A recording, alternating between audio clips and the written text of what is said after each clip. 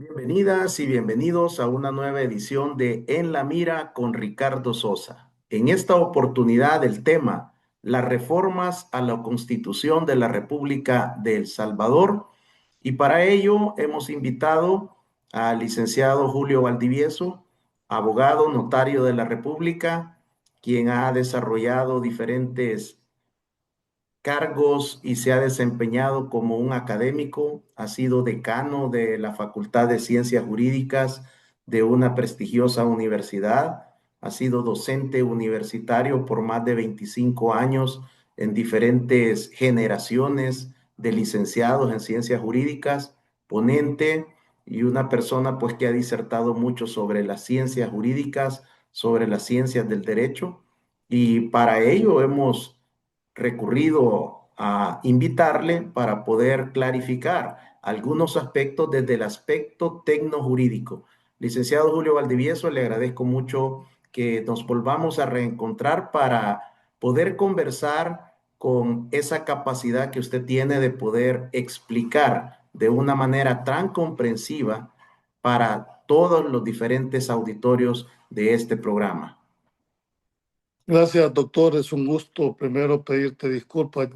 Dice hay un refrán que dice que la hora vieja no aprende a hablar y yo creo que se cumple con estos temas de la tecnología, pero superado este tema, Ricardo, es un gusto. Un saludo a todos tus muchísimos cibernautas que navegan y te ven en este tu programa.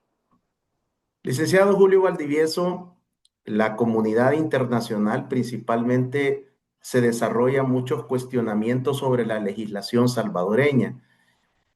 En primer lugar, ¿cuál es el sustento de las reformas que llevó a cabo la Asamblea Legislativa previo al receso de vacaciones de agosto en El Salvador?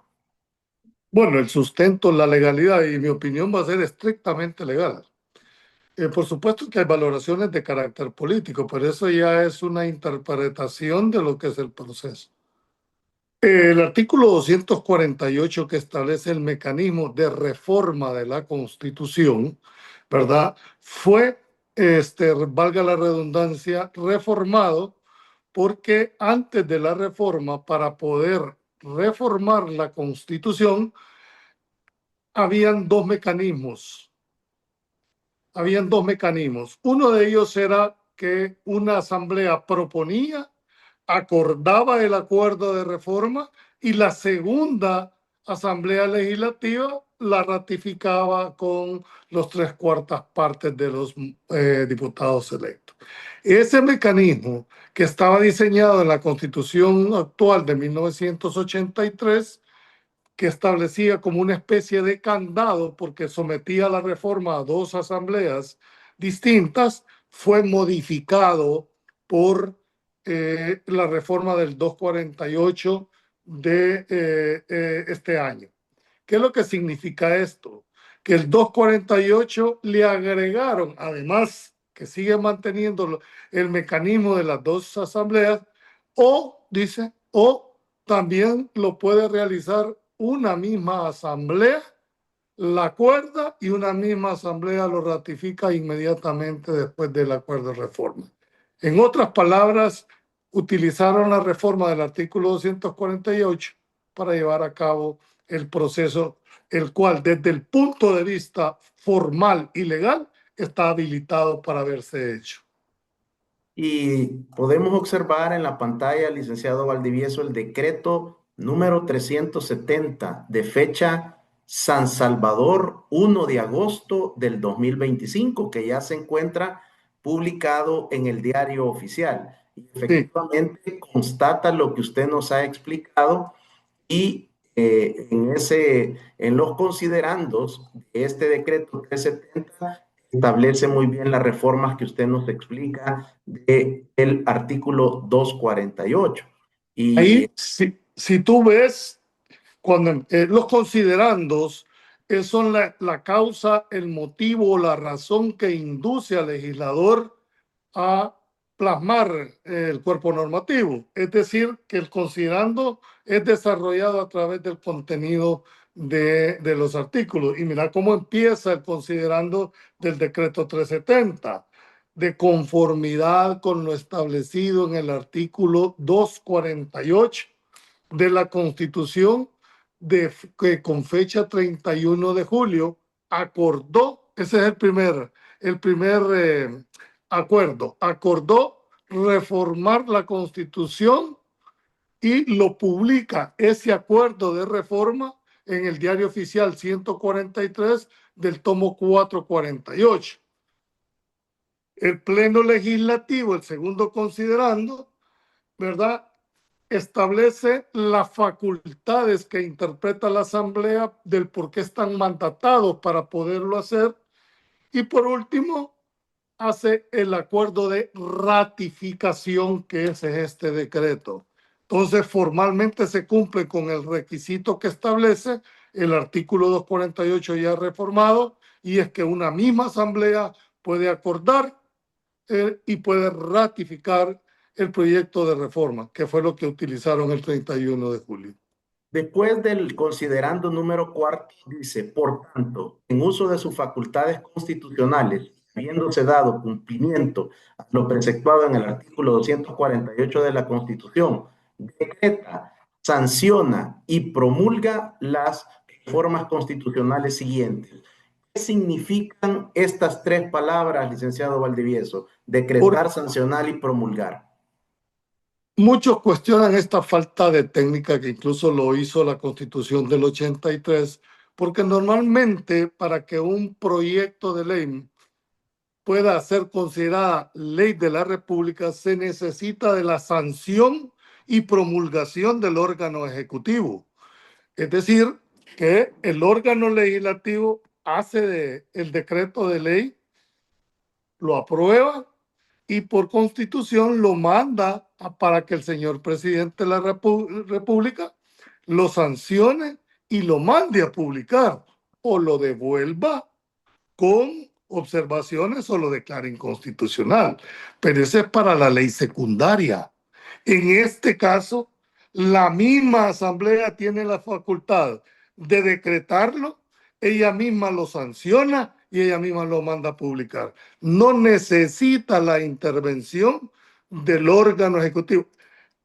Yo no sé si usted en algún momento estudió derecho, pero estos son los puntos que hay que saber leer en entre líneas. Nadie, y te lo tengo que reconocer, nadie de los programas donde yo he participado o donde yo he entrevistado me habían hecho esta pregunta, que es eminentemente técnica jurídica.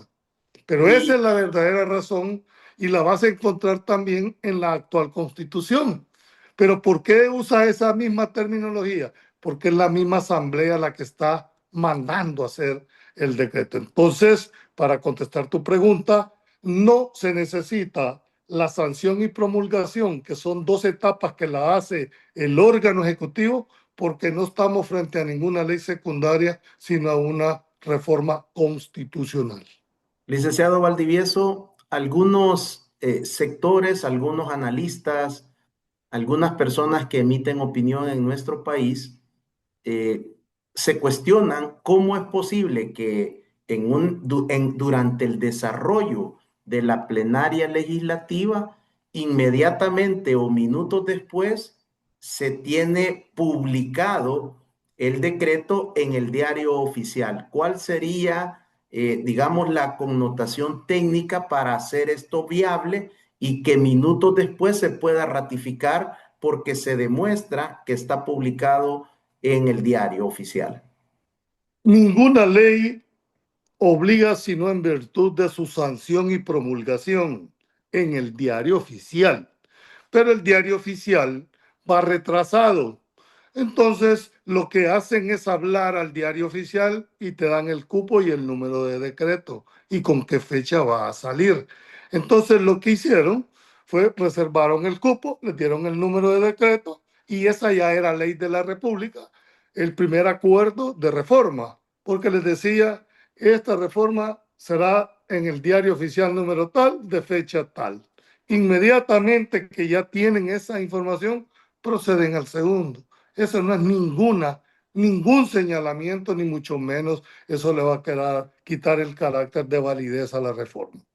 Muchas gracias por esta orientación que en muy pocas ocasiones se ha escuchado en los diferentes medios de comunicación de la República de El Salvador, y el objetivo de este espacio es que usted nos explique y nos lleve paso a paso técnicamente en el proceso de la técnica legislativa y la promulgación del decreto. Si me ¿Por qué permitís, inicia? Ricardo, ¿Sí? me remití por tu pregunta primera para los que puedan entrar en la constitución vigente que tenemos nosotros. El decreto de la constitución es el número 38 y dice poder constituyente. Hacen el exordio o el preámbulo donde ellos dicen nosotros, los representantes del pueblo, etcétera, etcétera, y mide la misma terminología. Decretamos, sancionamos y proclamamos la siguiente constitución. Eso significa que esta asamblea sigue la misma tónica, la misma técnica en que se auto atribuyen la sanción y la promulgación, porque solo una constituyente puede hacer una constitución y solo una asamblea legislativa puede hacer una reforma de la constitución, que es el caso, Ricardo.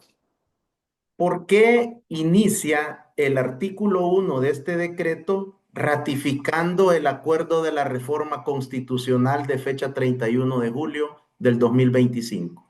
Porque el artículo 248 te sujeta a que tiene que haber dos acuerdos. Uno, en la primera Asamblea Legislativa, en donde se acuerda ratificar con la mayoría más uno, ¿verdad? El proyecto de reforma constitucional. Dice, por mayoría aprobamos los 4, 5, 6, 7 u 8 artículos de la reforma. Sanciónese y publíquese y termine el decreto. Para que ese decreto se convierta en ley de la República, en este caso reforma de la Constitución, se necesita que se ratifique. Solo que antes se hacía por una segunda asamblea y ahora se hace por la misma asamblea porque está habilitada para hacerlo. ¿Me explico? Y lo que se publica es el acuerdo de ratificación. ¿Me entendés? Por eso es que empieza por ratificar el acuerdo constitucional número 2, el cual fue publicado y te citan. O sea, el acuerdo donde reformaron, ese está publicado en el diario oficial, creo que es el 143 de fecha 31 de julio. Ese es el primer acuerdo que toman y acuerdan reformar. Y el decreto 370, si solo ves el número, cambia, es el acuerdo de ratificación del primer acuerdo. Ese acto jurídico de la ratificación es lo que le da el valor para sellar el procedimiento del 248. En esta segunda convocatoria que desarrolló la Asamblea Legislativa ese mismo día para las 9 de la noche, de 4 partes de la Asamblea Legislativa necesitaban 3 para lograr esta votación. 3 de 4 partes Sí. eran necesarias en el segundo ratificación. Es así, lo que pasa es que además de que te dice que una misma asamblea, para que ese acuerdo sea válido, debe ser ratificado con,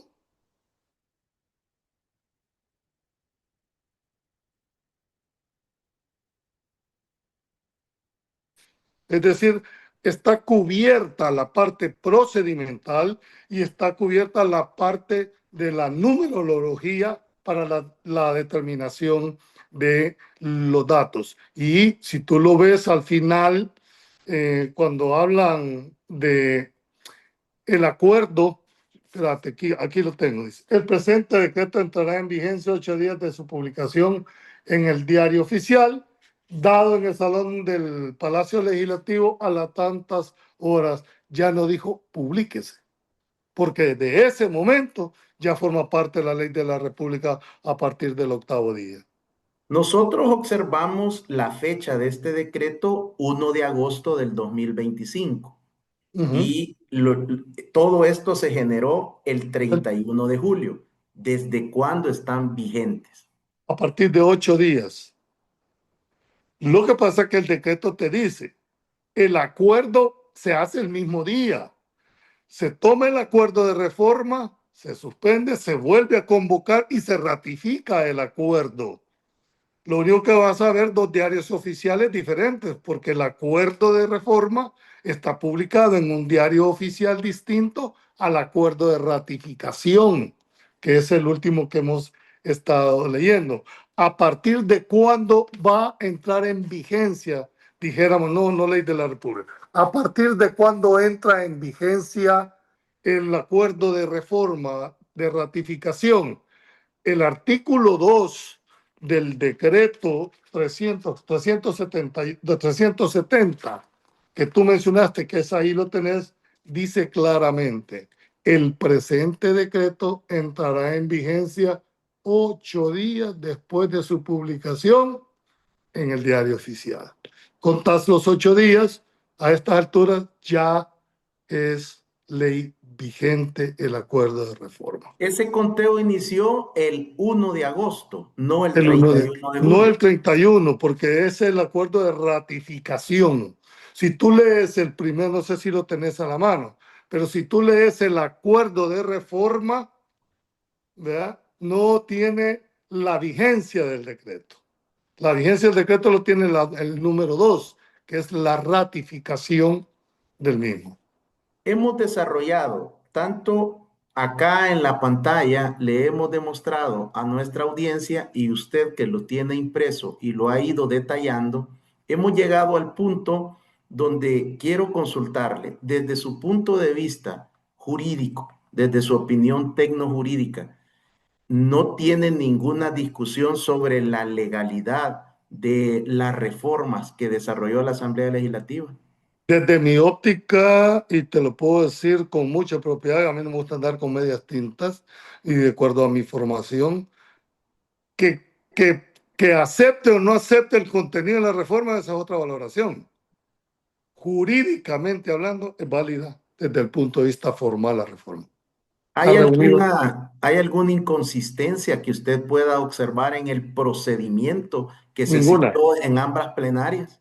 no, ninguna, no le cuadro. Por eso hablo, el procedimiento me conlleva a la legalidad, que muchos cuando analizan ya la reforma como tal, no estén de acuerdo en una reelección indefinida, no les guste que no haya una segunda vuelta, bueno, esas ya son valoraciones políticas y no jurídicas.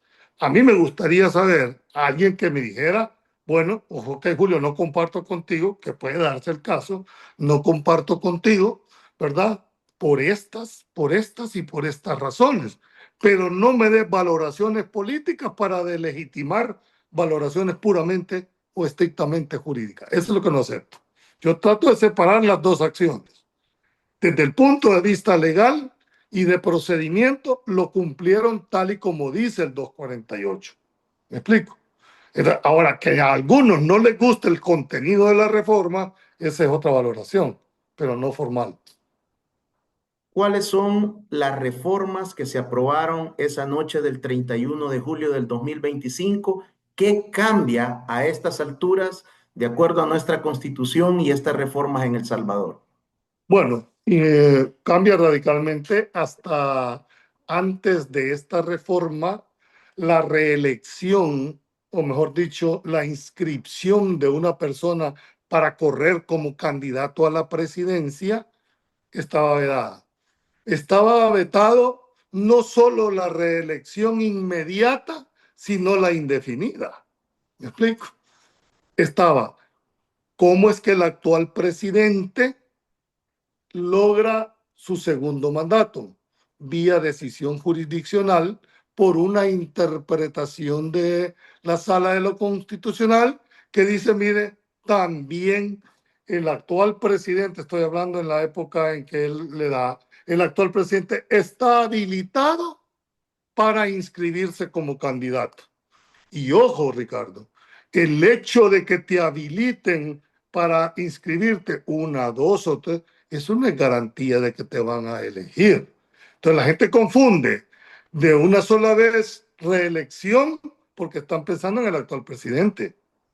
Y la ley no puede disponer con nombre y apellido. Lo que se establece en esta reforma constitucional es la posibilidad de que cualquier persona que esté ostentando el cargo de presidente pueda postularse para el segundo, tercero, cuarto o quinto mandato.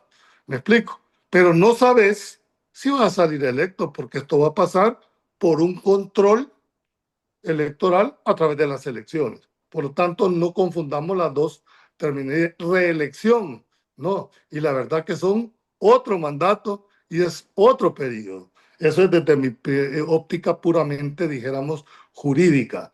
La Constitución habilita la inscripción, la reelección la da el mandato, la da el voto del soberano, en este caso, a través de las elecciones. Se puede considerar entonces que lo que desarrolló la Sala de lo Constitucional para que el presidente Bukele pudiera inscribirse como candidato para las elecciones del 2024 es exactamente lo mismo que ha sucedido ahora, pero vía Asamblea Legislativa. Totalmente de acuerdo. ¿Por qué me decanto más? Porque me guste, no me guste. Aquí no hay interpretación, Ricardo. Aquí la Constitución es la que estableció el mecanismo. Allá fue una interpretación jurisdiccional, con una interpretación extensiva que en algún programa, si querés, lo discutimos, si hay facultades o no. Pero eso ha sido la tónica.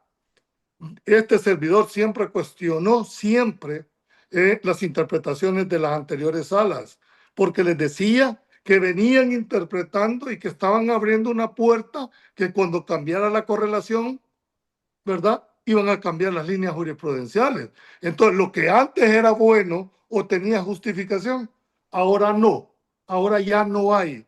Y tampoco se acabó el argumento en el cual se decía que esta sala era impuria, era ilegítima, no tenía. Esta sala de lo constitucional fue electa bajo los parámetros totales a propuestas del Consejo y a propuestas de los abogados en el libre ejercicio de su. Por lo tanto, la legitimidad de sus decisiones están habilitadas. Que no te puedan gustar, bueno, ya esa es una valoración totalmente. Pero tú lo acabas de poner en el plano exacto, para que la gente nos pueda entender. En el primer caso, cuando el presidente lo habilitan para postularse a un segundo mandato, el sustento fue una decisión jurisdiccional, una sentencia. En este caso, habilitan al que ejerza la presidencia de la República en un momento determinado. ¿Me explico? No está diciendo Nayib Bukele. Lo que pasa es que cuando hablan de reelección, como que se cruzan las líneas, ¿verdad? No, la ley es de carácter general, no puede estar orientada a ninguna persona en específico. Con esta reforma constitucional, lo que se habilita es de manera constitucional que una persona que esté ejerciendo la presidencia pueda postularse las veces que quiera, y siempre y cuando el voto popular así lo define, va a haber una legitimidad, además de la legalidad correspondiente para ello. Esa es la primera. ¿Cuál sería la segunda? La segunda que se dio fue que eliminaron la segunda vuelta. Y todos decían, eso atenta, dijéramos, contra el pluralismo, atenta contra la existencia de los demás partidos. No, aquí solo han habido 3 casos de segundas vueltas. Y en los 3 casos ha ganado el que ganó en primera. ¿Me explico? ¿Qué es lo que obliga a la segunda vuelta? Un reacomodo, una negociación. Mira, venite conmigo, si ganamos te cedo la mitad del gabinete o te doy tal. Para eso han servido las segundas vueltas, para un reacomodo de planteamiento. Pero Entonces, en aquí todo es caso, ¿de los adversarios o de los opositores? de lo que, pues sí, porque ya el que ganó en primera ya tiene ganada 50%. ¿Me explico? Ahora, ¿qué pasa? Que aquí metes toda la carne al asador. Aquí se juega el todo por el todo. O ¿Se puede estableciste ganar por un voto entonces de un voto, diferencia? un voto, un voto, No al hay igual. ningún porcentaje, No no hay se ningún. estableció ningún tipo No, de... no, nada. Eso va claramente. Aquí es igual que en los consejos municipales. Por un voto puede ganar un alcalde, un voto. Y yo creo que aquí sí es una valoración más política que jurídica, el hecho de que esto va a obligar a una verdadera estrategia electoral para todos los partidos en contienda y saber valorar que un voto, uno, puede hacer la diferencia entre la victoria y la derrota. Tampoco ha quedado en ningún momento en el acuerdo la cantidad de electores del padrón electoral que tienen que hacerse presente a votar. No, lo que pasa, ahí ya te salís del ámbito jurisdiccional. El padrón electoral lo regula el código que usa el tribunal, el código electoral, así se llama. Ahí te dice que el padrón electoral, nosotros andamos casi ya rindando, ya creo que rindamos los 6 millones de personas habilitadas para el ejercicio del sufragio. Pero la tradición nos ha dicho que la gente, lo más que se ha logrado en votaciones son del 53% de ese padrón electoral. Pero el tribunal está obligado a hacer papeletas por los 6 millones. ¿Me entendés? No van a decir, bueno, como siempre votan el 53, quizás para ahorrarme dinero, solo voy a hacer unas 3/4 partes. No puede, no puede. Casi todas las elecciones del país andan entre el 51 y el 53% de esos padrón o personas habilitadas. Pero el hecho de que haya votado el 53 no deslegitima la elección. Que no todos fueron a votar, bueno, eso ya no es responsabilidad del sistema, es responsabilidad del ciudadano en no ejercer el derecho al sufragio. Esta segunda vuelta, entonces, prácticamente se reduce en costo para el Estado salvadoreño, básicamente, porque no existe evidencia que un segundo logró superar en Logró. la segunda Por lo vuelta. menos, sí, por lo menos en los ejemplos que hemos tenido no lo ha habido. Casi siempre, mejor dicho, siempre, de los 3 casos que yo recuerde, que si ha habido segunda vuelta, siempre ganó el que quedó en primera, ¿Qué en la primera podría vuelta. suceder, licenciado Valdivieso, en un futuro escenario, ya que no tendremos una segunda vuelta? ¿Qué sucede con los votos nulos, con las abstenciones, si éstas tienen la capacidad en una revisión de superar al ganador? Ni aún así, no creo yo. Un caso muy potente que había que darle pensamiento, porque creo que son de las pocas nulidades que existe cuando el voto nulo supera los votos válidos. Son de las causales en que te puedan declarar, pero eso parecería ser de que, imagínate, de 6 millones que voten 3 millones, tendría que haber por lo menos 3 millones o por lo menos 2,5 millones de nulos o de abstención, mejor dicho, de nulos contra los votos válidos. Hipotéticamente me atrevería a decir que es un escenario muy, pero muy imposible que se pueda dar. No, quizás no imposible, pero muy difícil que se dé. Se pueda dar. Pero también los votos nulos, también ahora obliga a los partidos políticos a luchar por atraer, por convencer, por Claro. seducir, por entusiasmar, porque ese voto puede ser la diferencia. Ahora adquiere más relevancia, por eso te digo, porque si estaban acostumbrados a que, bueno, no importa que no voten y si no logramos el 50+1 en la segunda vuelta, cambiamos el reacomodo, vemos cómo movemos las cartas. Hey, aquí ya no hay vuelta de hoja. Aquí la carne la vas a poner toda desde el primer día en que te habiliten a la campaña. Si hiciste una mala campaña, si no tenés una propuesta cognoscitiva y programática de qué vas a hacer, la gente va a ver que no tenés entonces un plan de gobierno. Y todos aquellos, oí bien, que ya te lo estoy diciendo, que están subestimando el intelecto del pueblo, diciéndoles que son atarantados, que no entienden, que no tienen cultura política, están totalmente equivocados, son más vivos que uno. El pueblo usa un sentido común que muchos no la tienen, ¿verdad? Y es que ellos actúan más por realidad que por planteamiento.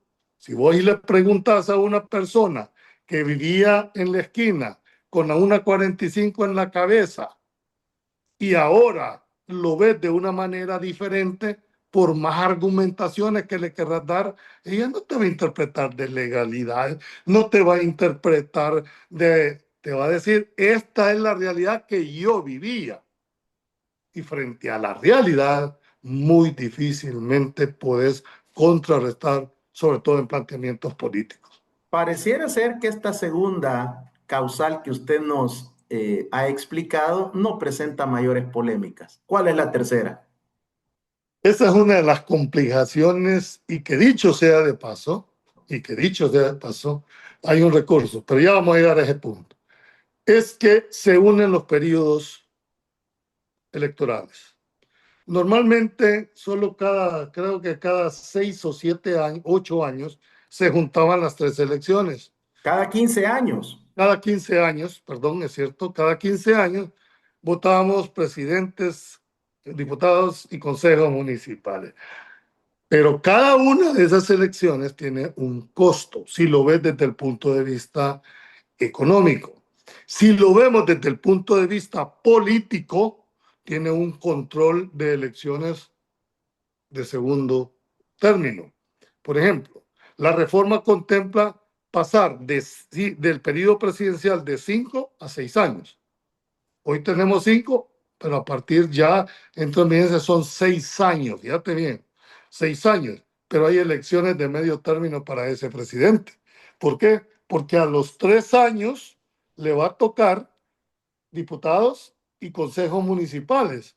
Y si ha hecho una mala gestión, si ha hecho un mal gobierno, la población lo va a castigar, no al mandatario, lo va a castigar en la asamblea. Y si un presidente no tiene una asamblea legislativa, pues prácticamente es un alacrán sin chuzo, no va a tener gobernabilidad, por lo menos no la legal, a menos que vuelvan al pasado y con maletines negros podrás contener la legalidad, pero ese es otro análisis.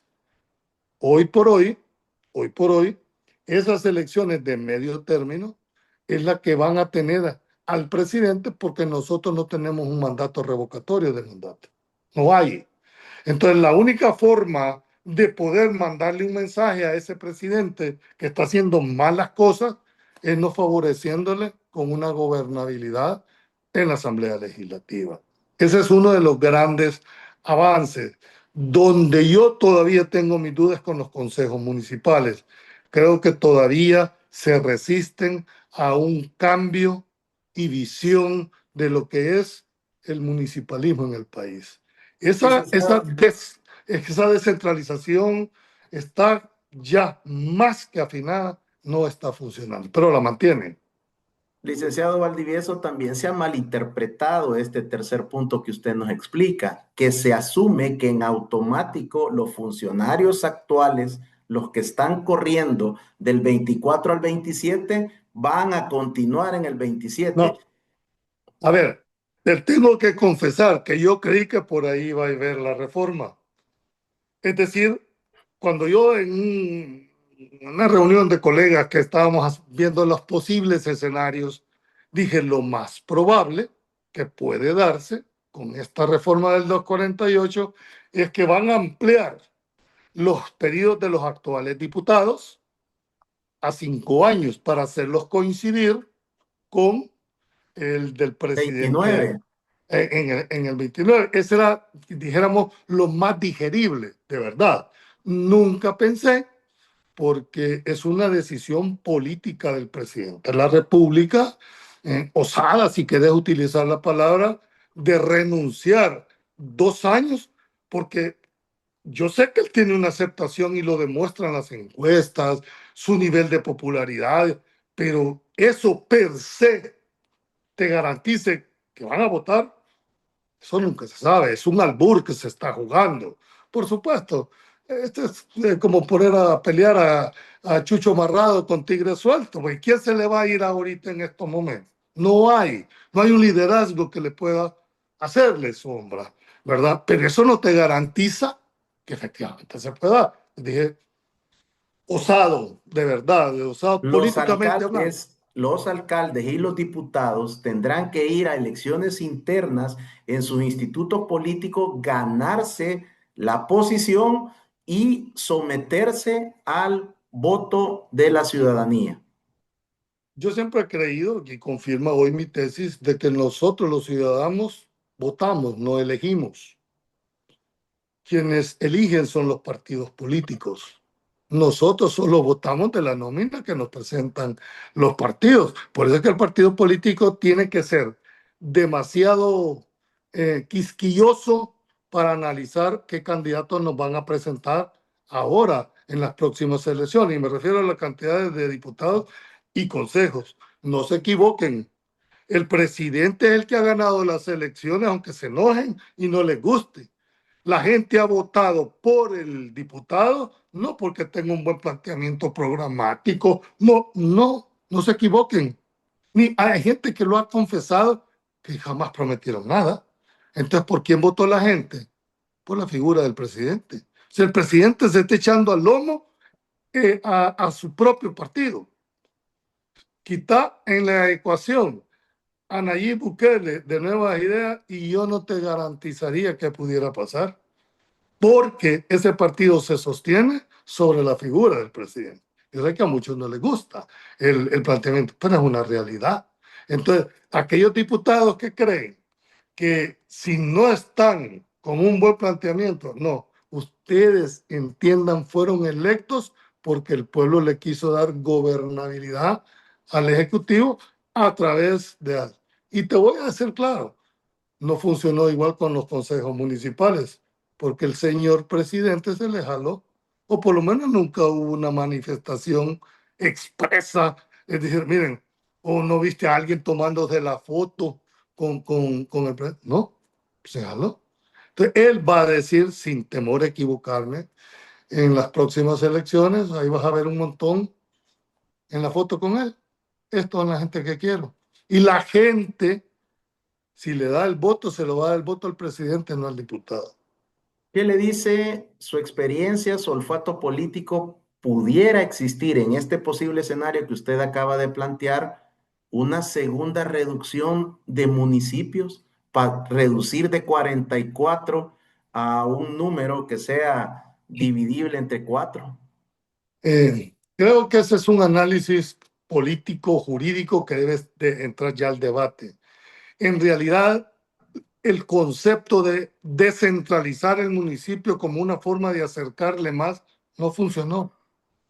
Cuesta, te digo, mi paradigma era la descentralización, porque cuando vos haces el razonamiento es más fácil acercarle dijéramos, al ciudadano los servicios, el chorrito, la luz eléctrica, la carretera, pero esa descentralización lo que sirvió en algunos casos es para enriquecer al alcalde, para enriquecer a las personas que estaban dentro de esa estructura. Entonces, el problema ha sido el sistema, el modelo. Yo sigo creyendo que la reforma debió ser más agresiva. Hay que retomar, Ricardo, los diseños constitucionales de elecciones de segundo grado. Tú pues, no puedes seguir ya poniendo, dijéramos, magistrados o candidatos a magistrados producto de la elección de los abogados en el libre ejercicio, donde hay 45,000 abogados y solo votan 2,000. ¿Qué legitimidad puede tener? Pero como es el mecanismo que establece la Constitución, nos estamos yendo exactamente. Punto número 2. ¿Será válido aún seguir manteniendo una forma de elegir consejos municipales plurales donde ni le está resolviendo los problemas, ya no tienen las mismas competencias? ¿Por qué? Ya no controlan el tema de la basura, no controlan el tema de la prestación de servicios. Entonces, ¿qué sentido tiene mantener toda una infraestructura en ese modelo? ¿Por qué no revisarlo y reducirlo? Te voy a decir algo, a 14 gobernaturas, que es una de las tesis que anda por ahí, de que en lugar de tener alcaldes, tengan gobernatura. Ese nivel de discusión creo que es necesario llegar, porque tenemos que cerrarnos. Si ya demostramos que el actual no funciona, bueno, te van a decir, no, no funciona porque le quitaste el FODE, y etcétera, y va a haber toda una letanía. La verdad que no funciona porque no ha habido voluntad política de querer que funcione. Porque unos alcaldes sí son buenos y otros no. Cuarta Entonces, reforma, licenciado Valdivieso. ¿cómo? ¿Cuál es la cuarta reforma? La cuarta reforma es el transitorio, que yo creo que, no sé si lo tengo aquí, pero El osado, como usted le ha denominado. es cuando el presidente reduce el plazo para el cual fue electo. La ley habla, permíteme, la ley habla, estoy en una, perdón, Ricardo, pero Sí, estaba con una tranquilo. rancha. Este, el periodo presidencial, tal y como reza en este momento la Constitución, te dice que el periodo presidencial será de 5 años, del 1 de junio de tal fecha al 31 de mayo del año que le corresponde, no pudiéndose quedar ni un tan solo día más en el ejercicio de la presidencia. Ahora no, transitorio, reduce y renuncia por ley, le quitan 2 años. Le quitan 2 años, ¿verdad? Ahí lo puedas ver en el transitorio, disposiciones, artículo 5. El periodo presidencial iniciado el 1 de julio del año 2024 y que concluiría el 1 de julio del año 2029 finalizará anticipadamente el 1 de junio del año 2020 con el propósito de unificar las elecciones de consejos, de diputados a la Asamblea Legislativa, elecciones para presidentes y vicepresidentes y diputados. Ese transitorio es el que va a ser sujeto a un control jurisdiccional, porque hay un recurso interpuesto por una diputada de la inconstitucionalidad de este decreto, ¿verdad? Entonces va a ser sumamente interesante de que la sala se pronuncie y ojalá se pronuncie rápido, ¿verdad? No vayan a esperar a que hayan las elecciones y después salgan con una sentencia simplemente pura declarativa. Como fue No, el caso ahorita de Tony Saca, que ya hasta que había exactamente. ganado. ¿Para qué va a servir entonces, ya que había perdido? Entonces, ¿qué pasa si Tony Sack hubiera ganado? ¿Verdad? No, ahorita estamos poniendo a prueba el sistema y este es un llamado a los señores magistrados de la sala de los... No evadan la responsabilidad. Ricardo, te lo he dicho con propiedad.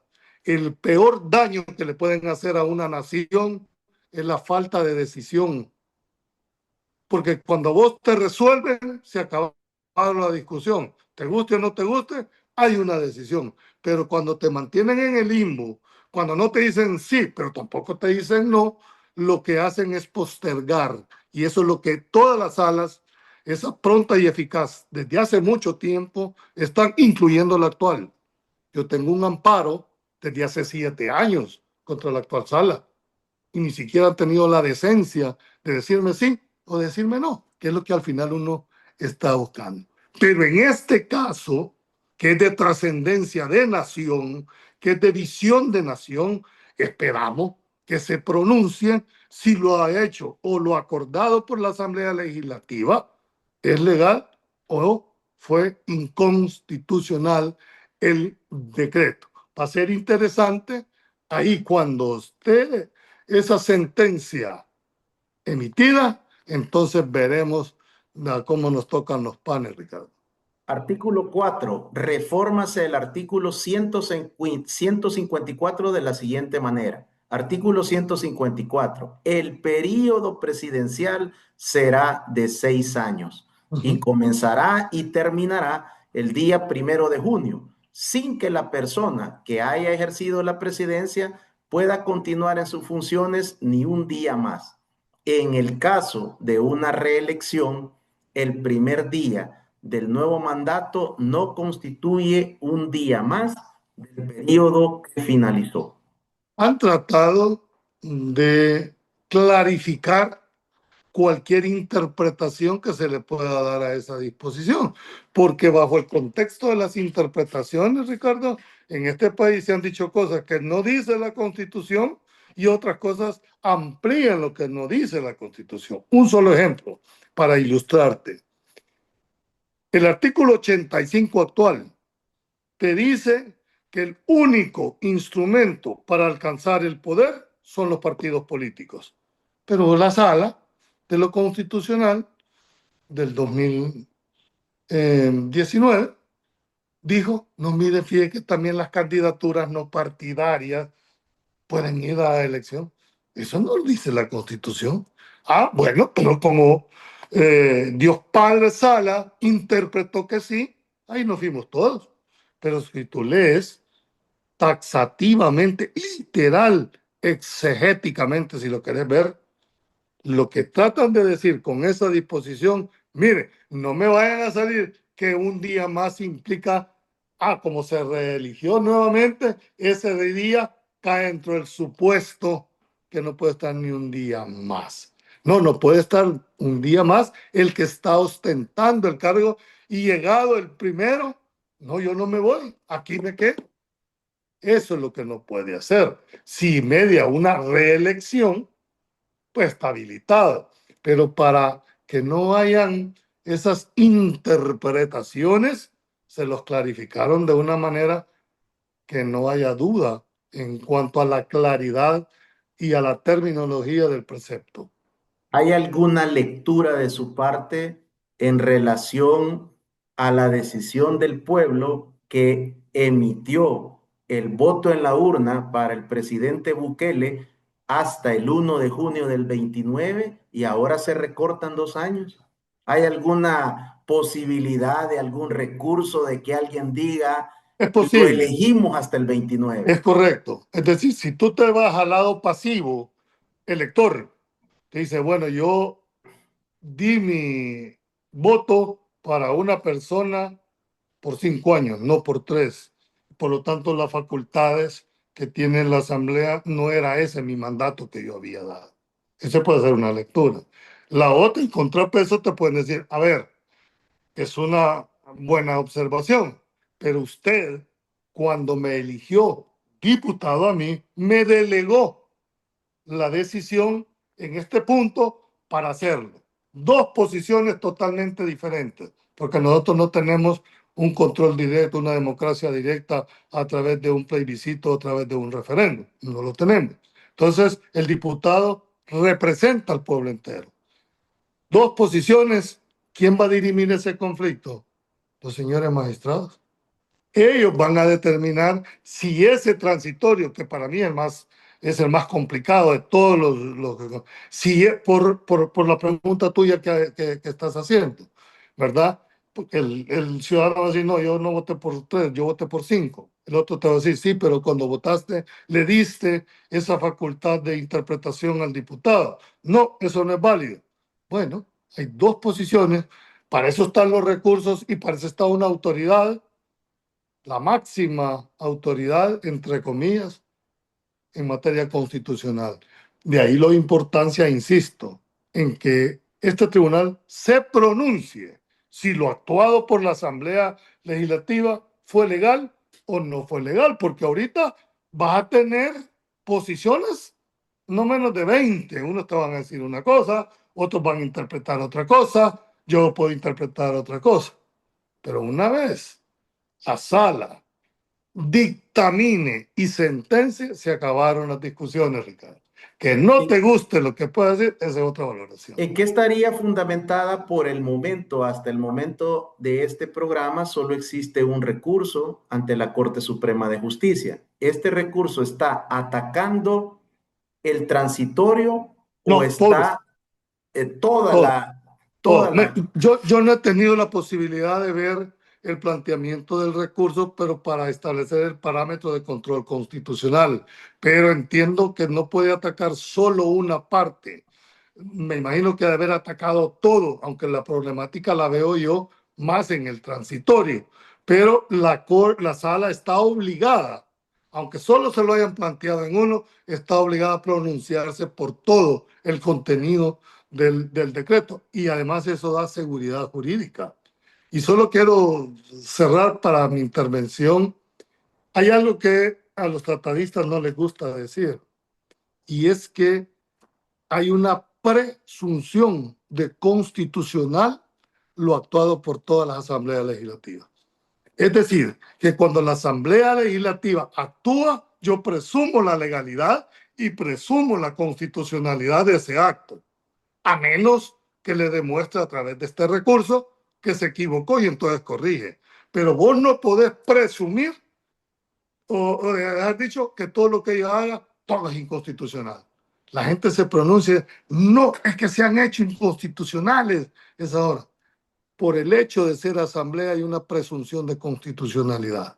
Y para eso, para debatir este tema, entonces están los recursos y si le dan la razón a la asamblea legislativa mediante que es como yo lo veo, mediante una sentencia estimatoria denegando, perdón, una sentencia denegatoria denegando el recurso y reafirmando que lo actuado es lo correcto, le dio seguridad jurídica a las futuras decisiones que puedan venir en el concepto de reforma. Pero el fundamento está sobre la reforma al 248. Así es.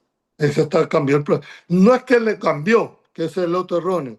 Adicionó uno, porque siempre sigue manteniendo ¿Sí? el control de las dos asambleas, pero permitió otro procedimiento sujeto a que tuvieras una correlación de fuerza lo suficientemente grande que te permitiera tomar una decisión de esa naturaleza.